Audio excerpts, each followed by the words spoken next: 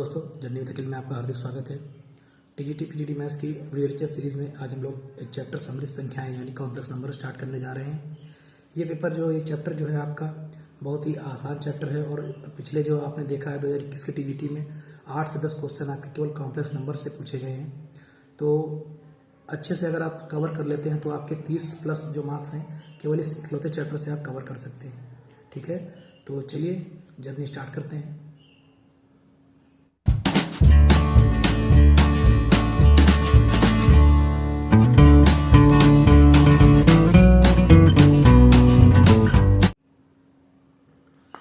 तो सबसे पहले हमारा जो पॉइंट नंबर 1 है वो है परिचय, इंट्रोडक्शन। सम्मिलित संख्याओं की जरूरत क्यों पड़ी, ठीक है, और उससे पहले क्या होता था। देखिए, आपने जब संख्याओं के बारे में पढ़ा होगा, जैसे कोई अगर वास्तविक संख्या है तो उसका वर्ग हमेशा क्या होता है, धनात्मक होता है।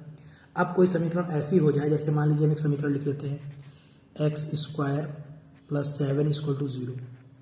ठीक, अब अगर आप यहाँ पर देखें तो x का मान x² बराबर क्या आ गया, -7। और आप जानते हैं किसी भी वास्तविक संख्या का वर्ग जो होता है वो हमेशा धनात्मक होता है। तो ऐसे समीकरण का हल आप वास्तविक तो दे ही नहीं सकते। तब हमें बीजगणितीय समीकरणों को हल करने के लिए, जिनका वास्तविक हल नहीं है, इसके लिए हमें जरूरत किसकी पड़ी, कॉम्प्लेक्स नंबर की। ठीक है, तो ऐसे समीकरणों का हल निकालने के लिए यूलर जो हमारे मैथमेटिशियन हैं, इन्होंने एक टर्म दिया जिसको हम लोग आयोटा आई से दिखाते हैं, और इसका मान जो होता है वो √(-1) होता है। ये हमारी क्या है, काल्पनिक संख्या है, एक इमेजिनरी नंबर है। ठीक है, तो ये हमारा हो गया इंट्रोडक्शन कि सम्मिलित संख्या की जरूरत हमें क्यों पड़ी। ठीक है, अब आते हैं कि सम्मिलित संख्या होती क्या है। तो कोई भी संख्या जो हमारी इस फॉर्म में लिखी हो, a + i/b, इसको हम लोग सम्मिलित संख्या या कॉम्प्लेक्स नंबर कहते हैं। ठीक है, जहां a और b दोनों हमारी क्या होती हैं, वास्तविक संख्या होती है। मतलब अगर हम a और b की बात करें तो किसको बिलोंग करते हैं, रियल नंबर को। पहले तो सबसे पहले आपको जो नंबर है उनके नोटेशन पता होने चाहिए कि natural number, whole number, integer, real number, irrational number, इन सबको किससे डिनोट करते हैं। तो वास्तविक संख्याओं को डिनोट करते हैं हम लोग r से। तो जो हमारा a और b है ये किसको बिलोंग करेगा, हमेशा वास्तविक संख्याओं को। और आयोटा के बारे में हमने बता ही दिया कि हमारी काल्पनिक संख्या है। तो कोई भी नंबर जो इस फॉर्म में लिखा आपको दिखेगा उसको आप क्या बोलोगे, कॉम्प्लेक्स नंबर बोलोगे। ठीक है, अच्छा, यहाँ से अगर आप आयोटा की बात करो, आयोटा का मान √(-1) है, तो आयोटा स्क्वायर की अगर हम बात करें तो क्या हो जाएगा, -1 हो जाएगा। भाई आयोटा का मान √(-1) है, दोनों तरफ स्क्वायर करेंगे तो आयोटा स्क्वायर का मान क्या हो जाएगा, -1 हो जाएगा। बाकी इसकी जब घात वाला टॉपिक देखेंगे तो वहाँ इसको हम अच्छे से क्लियर करेंगे। तो सम्मिलित संख्याएं क्या होती हैं भाई, तो जो भी हमारे नंबर a + i/b की फॉर्म में लिखे जाएंगे उन सभी नंबर को हम लोग क्या बोलेंगे, कॉम्प्लेक्स नंबर बोलेंगे। अच्छा, अब इसमें ये जो हमारा भाग होता है और ये भाग, इन दोनों के अलग अलग नाम है। तो इसमें जो हमारा पहला पार्ट होता है इसको हम लोग कहते हैं वास्तविक भाग। ठीक है, रियल पार्ट मतलब सम्मिलित संख्या का वास्तविक भाग कहते हैं इसको। क्योंकि जब क्वेश्चन मिलेगा तो आपको बोलेगा रियल पार्ट है या इमेजिनरी पार्ट है, तो वहां पर आपको पता होना चाहिए। ये वाला जो हमारा पार्ट होता है इसको हम लोग कहते हैं इमेजिनरी पार्ट। किसका, जेड का, या इसको वो कह सकते हैं काल्पनिक भाग। ठीक है, तो अगर आपसे कोई ऐसे पूछ ले कि भाई रियल पार्ट r(z) बताइए क्या होगा, तो वहां पर आपको पहले टर्म को इंट्रोड्यूस करना है। मतलब यहाँ पर रियल पार्ट ऑफ z क्या होगा, हमेशा a होगा। कभी आपसे कह देता है कि नहीं इमेजिनरी पार्ट आप बताइए z का क्या होगा, तब वहां पर आपको इस वाले पार्ट को लेना है जिसके साथ आयोटा लगा है, मतलब b होगा। तो इस तरह किसी भी कॉम्प्लेक्स नंबर का आप रियल पार्ट और इमेजिनरी पार्ट को अलग अलग कर सकते हैं। ठीक है, तो ये हमारा पॉइंट नंबर 2 था। चलिए अगला पॉइंट देखते हैं। आई होप आपको यहाँ तक क्लियर हो गया होगा। तो पॉइंट नंबर 3 हमारा क्या है, शुद्ध वास्तविक संख्या या शुद्ध काल्पनिक राशि, प्योरली रियल नंबर या प्योरली इमेजिनरी क्वांटिटी। तो क्वेश्चन जब आपका आता है तो उसमें से लिखा होता है कि जेड इज प्योरली रियल या प्योरली इमेजिनरी, तो उसको आपको समझना है कि क्या होता है। तो जब भी हमें प्योरली रियल कहा जाएगा, प्योरली रियल का मतलब हो गया कि वहां पर इमेजिनरी वाला पार्ट हमारा है ही नहीं। ये आप पॉइंट नंबर 2 में देख चुके हैं कि इमेजिनरी पार्ट क्या होता है, रियल पार्ट क्या होता है। तो जब प्योरली रियल बोलेगा मतलब शुद्ध वास्तविक बोलेगा, तो वहां पर आपको काल्पनिक भाग को 0 कर देना है, मतलब हटा देना है। तो यहाँ पर आप क्या कहेंगे कि बी हमारा क्या हो जाएगा, 0 हो जाएगा। ठीक है, तो हमारा जेड बराबर क्या बचेगा, केवल, तो जेड बराबर हमारा केवल a बचेगा। इसी तरह अगर हमसे कहता है कि शुद्ध काल्पनिक है, मतलब प्योरली इमेजिनरी है, ठीक है, क्या बोलते हैं अगर हमसे कि प्योरली इमेजिनरी है, तो उस समय आपको यहाँ पर जो रियल पार्ट है हमारा, जो वास्तविक भाग है, इसको गायब करना पड़ेगा, ठीक है। तो ये हमारा होता है शुद्ध वास्तविक संख्या या शुद्ध काल्पनिक संख्या। अगर शुद्ध वास्तविक बोलेगा तो उस समय आपको काल्पनिक भाग को हटा देना है, या शुद्ध काल्पनिक बोलेगा तो उस समय आपको वास्तविक भाग को हटा देना है। शून्य के अतिरिक्त सभी शुद्ध काल्पनिक संख्या ही है, ठीक है। अब कुछ विशेष पॉइंट को जान लेते हैं। पॉइंट नंबर 1 क्या है? प्रत्येक वास्तविक संख्या समृद्ध संख्या होती है। जितने भी रियल नंबर हैं वो कॉम्प्लेक्स नंबर होते हैं। देखिए, तो ये आपको ऑर्डर पता ही होगा कि सबसे पहले हमारा क्या आता है, नेचुरल नंबर, फिर आते हैं होल नंबर, फिर आते हैं इंटीजर,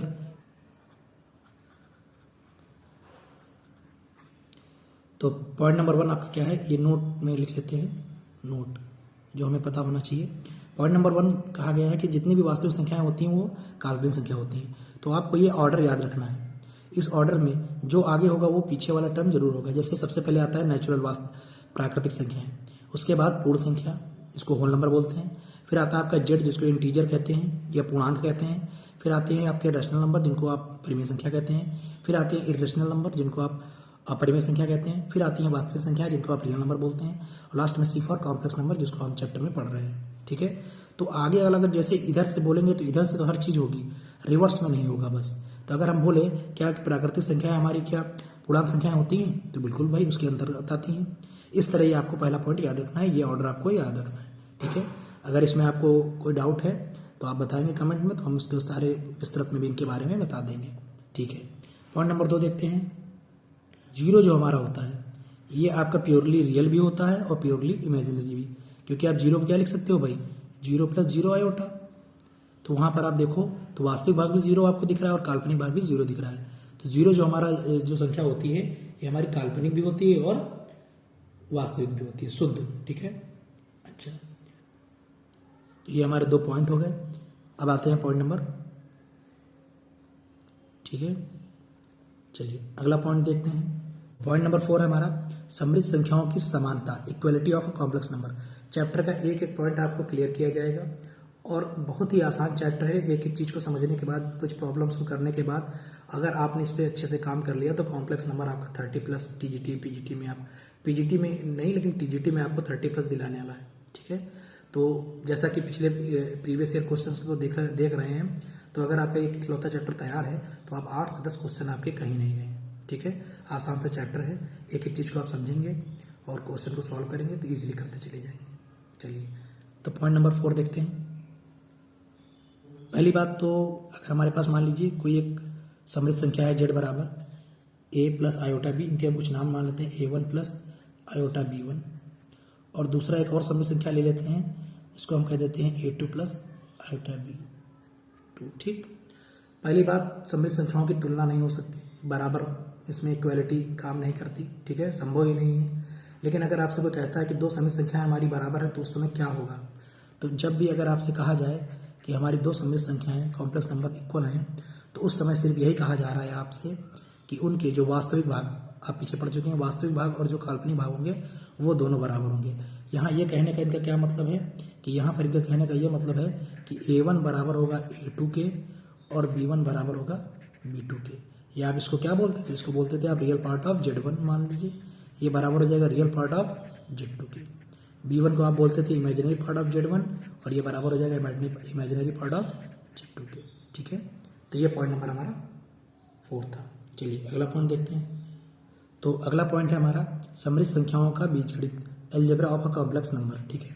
इस पर आपके न्यूमेरिकल बनेंगे। जैसे आप वास्तविक संख्याओं को आपने जोड़ना सीखा, गुणा करना सीखा, भाग करना सीखा, वैसे ही समृद्ध संख्याओं को भी आपको सारी अलजेब्रा उनकी सीखनी है, ठीक है। तो सबसे पहला जो हमारा पॉइंट होगा वो क्या होगा भाई, योग करना। तो 2 अगर हमारी समृद्ध संख्याएं हैं तो उनको कैसे जोड़ते हैं, तो मान लीजिए हमारे पास एक समृद्ध संख्या है a1 + आयोटा b1 और एक मान लेते हैं z2 जो हमारी है a2 + आयोटा b2।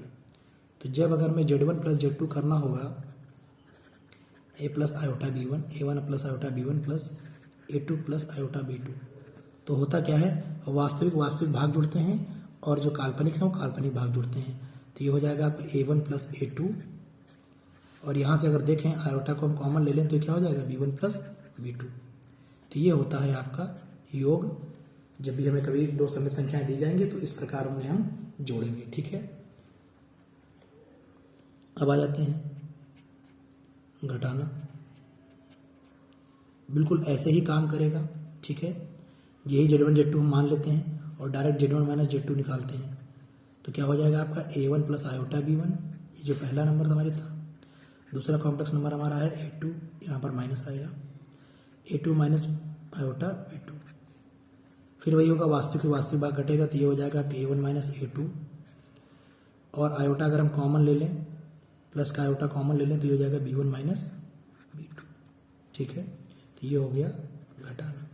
ठीक है, अगर आप इनको नॉर्मल एग्जांपल समझना चाहते हैं तो यहाँ पर ले लीजिए, मान लीजिए Z1 हम ले लेते हैं 2 प्लस 3 आयोटा और Z2 हम ले लेते हैं 1 प्लस आयोटा। ये हमारे दो समित संख्याएं हैं, दोनों का हम आपको जोड़ घटाना दिखा देते हैं।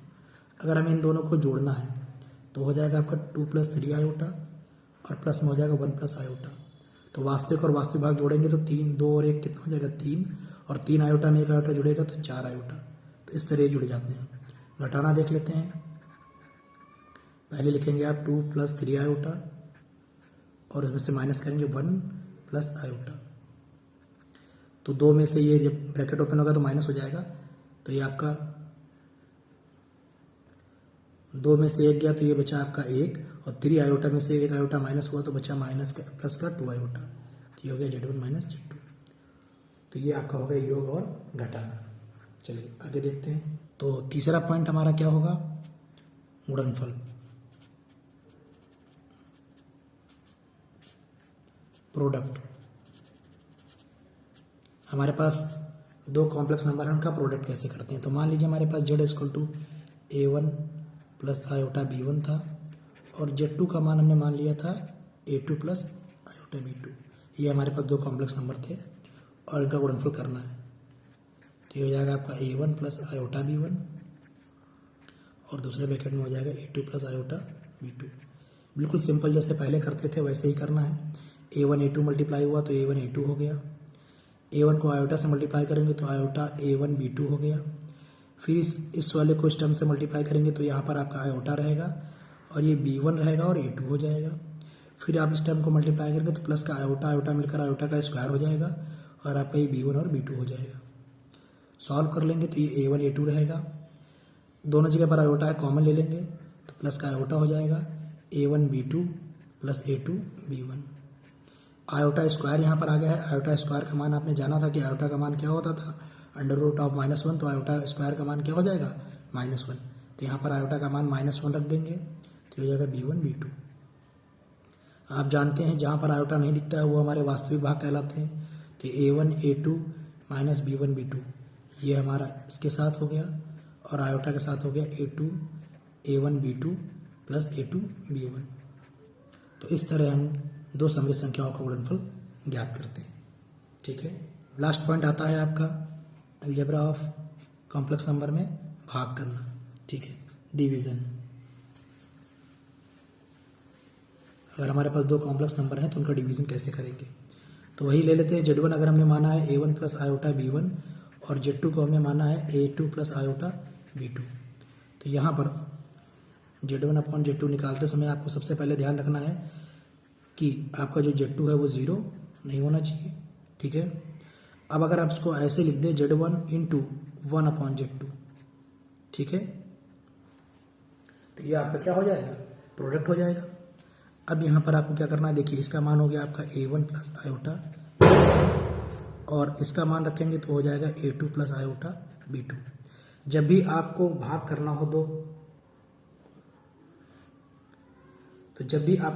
हो दो कॉम्प्लेक्स नंबर को, सममित संख्याओं को, तो आपको भाग करते समय ध्यान रखना है कि जो आयोटा है वो डिनोमिनेटर में नहीं रहना चाहिए। हर में आपको आयोटा को रिमूव करना है। कैसे करेंगे, देखिए कॉन्जुगेट से ऊपर नीचे मल्टीप्लाई कर दीजिए, मतलब A2 माइनस आयोटा B2 और यहाँ भी कर दीजिए A2 माइनस आयोटा B2। ठीक है, ऊपर आपका आ जाएगा A1 प्लस आयोटा B1 और हो जाएगा A2 माइनस आयोटा B2 और नीचे आपका A plus B A minus B क्या हो जाएगा, A square minus B square मतलब आयोटा स्क्वायर और B2 स्क्वायर। चूँकि आप जानते हैं कि आयोटा स्क्वायर ऊपर वाला सेम रहने दीजिए एज इट इज़, ये जब हम न्यूमेरिकल करेंगे तो वहाँ पर आप मल्टीप्लाई भी कर लेंगे।